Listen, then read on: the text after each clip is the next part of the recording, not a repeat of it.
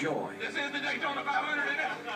Don't give me in 20 years of frustration. Ultimate achievement. This is the greatest time I've ever had in Daytona.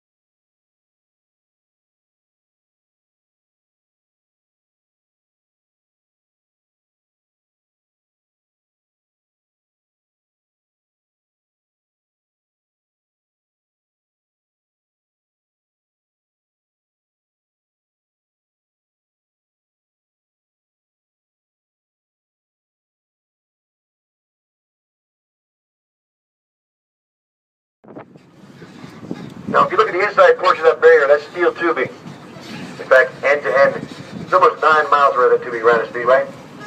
Behind that steel tubing, you'll see a section of styrofoam blocks. And that's just regular styrofoam, the same kind you see in those little packaging peanuts and the coffee cups. Now, the outside portion of that wall, that's concrete. As soon as a driver get into that wall, that steel tubing is going to bend and flex a little bit. Those foam blocks are going to give a little bit. That's going to greatly dissipate the energy and force of that impact, making it safer for all the drivers. Nice long stretch of roadway here. This is called the Superstretch. Superstretch here at Daytona is 3,000 feet long. And although it looks relatively flat, especially on television, it is banked to 3 degrees. Now the 3 degrees of banking really does not help the performance of the race car that much, but it does help in drying and drainage of the track should we get a rain shower during one of our events. Now folks, we're actually on the racing surface. You can tell your friends back home you went down to Superstretch in Daytona at, hold on, you get there, hold on. There it is, 24 miles an hour. Hey, you guys are lucky. I'm only supposed to go 20, so don't tell anybody to do next to 4, okay? But now we're below the yellow line. Coming up on the left-hand side, you see a large body of water. That large body of water is Lake Lloyd. Lake Lloyd is a man-made lake. And it's from there that they dumped the 1 million cubic yards of dirt that they used to build all the banking here at the Speedway. When Mr. Bill Francine, also known as Big Bill, was looking for a place to put his new Speedway, he needed a place that had 2 things. 1, a place with the size to put the 2.5-mile track, and 2, a place that had the right quantity and quality of dirt necessary to build the high banks. He found it here in this one location, and his dream became a reality for that first running of the Daytona 500, once again held on February 22nd of 1959. We're now on another section of roadway. So again, it's part of our 3.56-mile road course. You see some of the guys didn't make the turn very well. This is called the Chicane. Some people call it the bus stop. Others just simply refer to it as the in and out. Once again, used by the Rolex cars, the motorcycles, the SCCA sports cars, and the go-karts. The NASCAR Sprint Cup cars and trucks do not come into this area. In fact, those Sprint Cup cars and trucks do not go below that solid double yellow line you see on the right-hand side. I'll tell you more about that later on in the tour. But one more thing about Lake Lloyd, though. Originally, Lake Lloyd was 44 acres in size. But in 2004, we did a major reconstruction project here in the infield. We actually filled Lake Lloyd in by about 1/3. Lake Lloyd is now 29 acres. In its place, we put in over 250 premium RV sites. Now, you can't see those RV sites just yet because they're on the other side of the lake. But I'll point them out later on in the tour. Now, if you happen to have a reservation for one of those RV sites, for Speed Weeks or the Coke Zero 400 race weekend, you can pull your RV in over there. Be connected to cable TV, electric, and water. Now, Lake Lloyd is a stock lake. Chicane has been used for bass fishing tournaments. It's also been used for water skiing demonstration and powerboat races, but since we filled it in, it made it so much smaller. We don't do that too much anymore. Now we basically just use Lake Lloyd for irrigation and fire protection.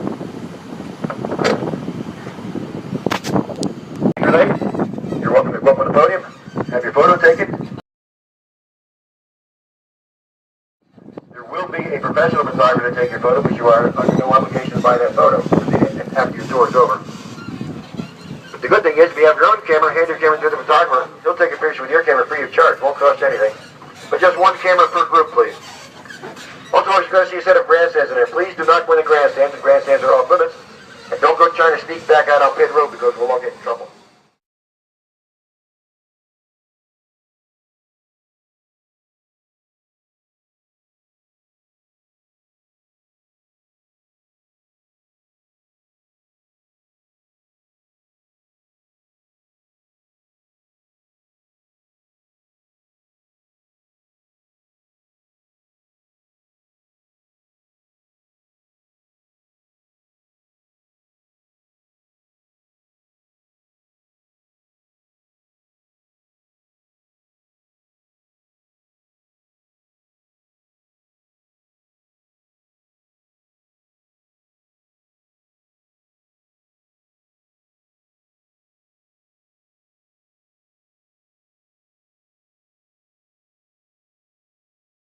Body stop for Daytona prototype. Going up just the race here in Daytona, but now it's around the world. They run different engines in those. You'll see Porsches, BMWs, Corvettes just came out with a new prototype this year. That's an older model. They raced over in the 24-hour door race back in January. The car on the right hand side is a NASCAR race car. We just had that built for us, owned by the Speedway. Got our promotional car, our show car. We'll take it around to different events. Built for NASCAR specifications. Got all the safety features. Runs really nice, sounds great. But it's out of date already. That's the Generation 5. We got delivered in July and now it's out of date. It's Gen 6. So we've got a nice brand new car sitting there that doesn't look like the new ones. But again, it does run and we take it around and it still has the safety features built in as the new cars do anyway. So kind of neat. Take it around to schools, things like that. Does anyone have any questions? Or computer. Anyone have any questions about anything so far? Any questions at all? What's the most common Let's thing? get rid of restrictor plates. Yeah, let's do that. What's the most common thing drivers cars fail? The most common thing cars fail on are improper parts in either engine parts or aerodynamically. They try to change the aerodynamics of the car. Chairs in motion. We're going to continue the tour. Now, as we exit the fan zone area, coming up on the right-hand side behind the little fence you see over here, you see some cement slabs on the ground. That's the driver and owner compound. That's where park the driver and owner motorhomes and motor coaches that come to our events. Normally those folks do not leave the Speedway property, stay with their families. Unless they have a dinner engagement or personal appearance, that is. And they do schedule those around the area quite often. As you can see, they can walk right across the street. This is the outside of the Sprint Cup garage area. They park those big NASCAR hollows between the white lines you see on the left-hand side. Just drive cars right in the garage. You see the fan deck on top of the garage area, going the entire length of the garage. In the center of that fan deck is one of our scoring trilons. We have 3 scoring trilons that indicate the current lap of the race and the position of your favorite driver. The large rectangular structure just to the left of that trilon is actually a space for a Jumbotron TV. We have 4 Jumbotrons, 2 on the front stretch and 2 on the back stretch. Spelling on the right-hand side, it says Halifax Health. That's our state-of-the-art infield care center. During race day, that's fully staffed with doctors, nurses, EMTs, and paramedics. And they can treat anything from a cut finger to delivering a baby. And they've done that on many occasions. In fact, my own doctor I go to down here in Daytona, he's still working here. He claims there's been 28 babies being delivered on 500 since 1959. Over on the left-hand side, inside this chain link area, that's where we park the Camping World Truck Series trucks when they come during Speedway. Now, those guys are only here for a couple of days. We didn't build any special garages for them. So they use their transporter or their hauler as a garage. Also on the left-hand side, it's these big circles on the asphalt. A lot of people think that's a helicopter landing pad. Trust me, folks, we do not have a helicopter landing pad. That area is used by the Skip Barber Driving School and the Dodge SRT Street Racing Technology Program. Teaches that to go burnouts and fancy car handling. And the reason we do not have a helicopter landing pad is because the building with a glass roof. That's the main terminal of the Daytona Beach International Airport. During race day, many fans fly into the airport and simply walk across the street to sit on the Superstretch, or take one on many free trams. It's like free transportation around the Speedway over these trams. We get closer seats on the front stretch. After the race, so they go back to the airport and fly home, eliminating all the parking problems, all the traffic congestion getting around here for you guys. On the left-hand side are the new premium sites we put in 2004. Both of the new RV sites. Each one of those sites over there has electric, cable TV, and water. And as I mentioned earlier, it'll take an hour or more after the event, so it got kind of crowded here on the infield. Makes it a lot easier to do that. As we go through the tunnel structure, notice on either side there's pictures on the wall. On the left-hand side are some of the more famous finishes, and some of the more famous drivers that have won races here. On the right-hand side, there's the different types and kinds of vehicles that we do race here throughout the year. Take a look at some of those, some of you might recognize. The drivers might recognize. Here's the famous fight in 1979. 1979 was the first time Daytona 500 was broadcast on live television. Green and checkers, the entire race that year. But you didn't know AJ Foyt won in 1972. And I know a lot of you don't know Darrin and Andrea used to race NASCAR. Darrin and Andrea only won one NASCAR race, the Daytona 500 in 1967. But I want you to take a look at this picture, folks. This is 1959. That is the last lap of the first race here, February 22nd. Those three cars are crossing the finish line. There's a little story behind that picture. I'll tell you the story when we get to the Springs Tower. Take a look at the position of those cars. And look at the grandstands, too.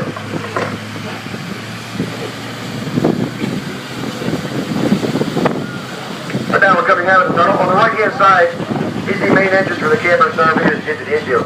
Folks, every single vehicle gets inspected. We send people on board those camper services. Going through all the cabinets and cupboards and closets, and they're looking for two things. One is contraband. Items not allowed on the infield.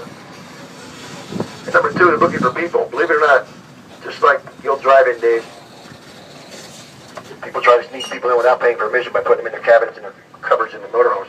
Hold on just a second, look, there's a hat laying over there, and go pick up the hat. Might have fallen off another door.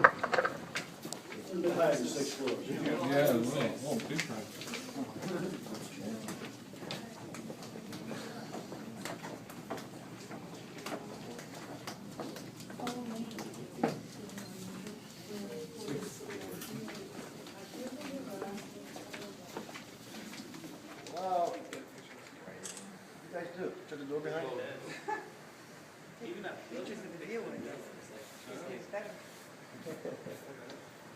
Hey, yo!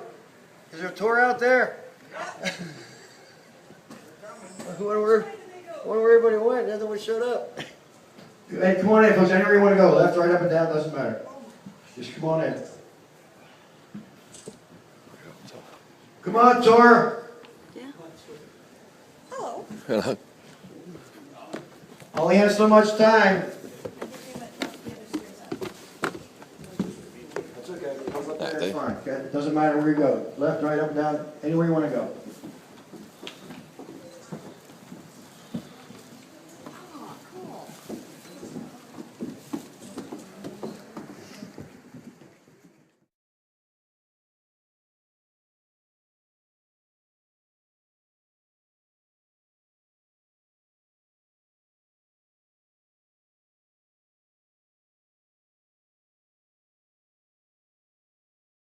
Workstations, they have to plug in their laptops, telephones, well, they don't use those much anymore. But it does get noisy and loud in here. Everybody yells around, yelling back and forth. It's kind of noisy and loud. And it gets awful warm in here too, as you can tell. These are like a big greenhouse in here. They do have fans going as much as they can, but it does get warm when all the people are here. Just to the left of us, that big little inside booth there, with the little fans are sitting on the wall. That's the MRN, Motor Racing Network radio broadcast booth. The center section where you see all the chairs in there, that's NASCAR race control. That's where the president of NASCAR says, Mike Helton during the race. That's where they make all the major decisions of the race. When to throw the yellow flag, if they're going to throw a red flag, it's all done in there. They monitor all the weather out there, make sure it's not going to rain. If it starts raining, they monitor everything from in there. And on the far end, still inside the enclosed area before you get to the private suites, that's the television broadcast booth. That's where you'll see Larry McReynolds, Darrell Waltrip, Mike Joy for the 500.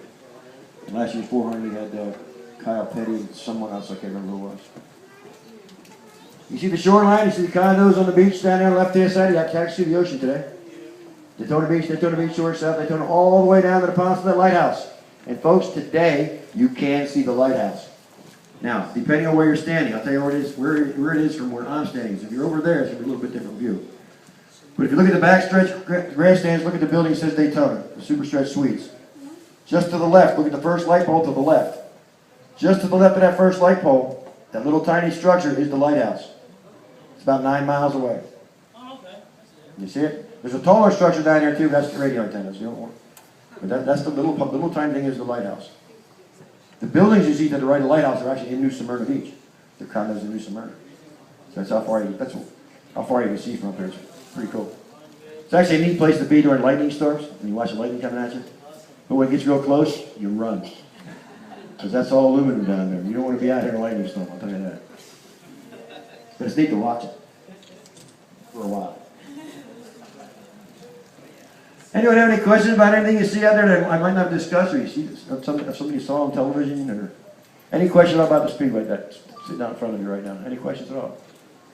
Oh, yeah, I have. Yes, yes, sir. I forgot, what turn was it with Senior? Dan Leonard Sr. hit the wall in turns 3 and 4 down the left-hand side down there. Over there, right? Yes, sir.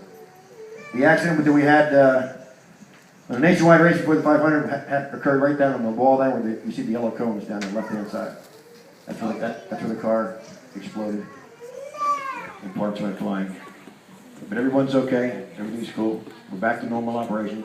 It is strengthened the fence. They put heavier. Was that the same race where they put fire also? There was fire on the track and oil on the track and they had to actually take... No, that was last year's 500. That was last year. That was last year. That was last year's Daytona 500 where Juan Pablo Montoya ran into the back of a jet dryer. Yes, that's one. Now that happened. If you look at the backstretch, look at turn 3 over your left-hand side. See the discoloration on the asphalt?